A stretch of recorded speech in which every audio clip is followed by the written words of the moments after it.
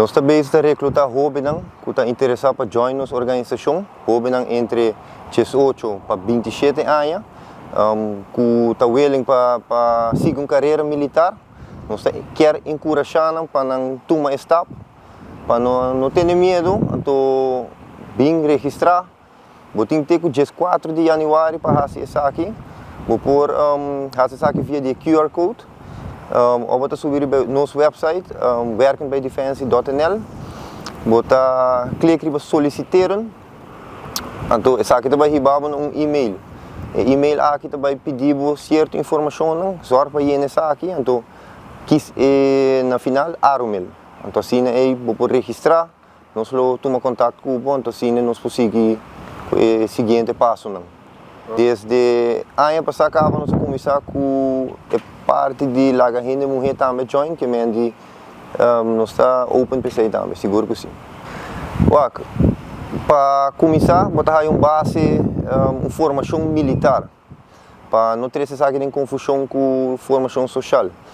Que mendi essa uma carreira que vou prosseguir seguro para 10 anos, vou crescer em diferentes ramos, para me usar algum exemplo. Vou vai em ramo de médico, vou depois solicitar, por exemplo, para subir de função, vou seguir como ski instrutor, então assim tem hobby diferente ramo que vou seguir.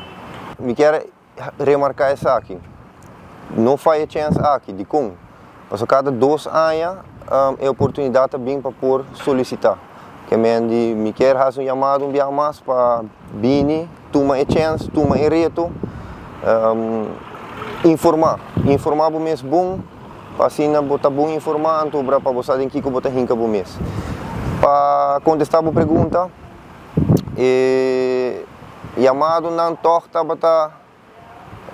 basta balançar, para motivo que tem mais atenção, mas você polícia também está bezig, airport também está bezig, que mendi toch tem vou bisa basta neutral.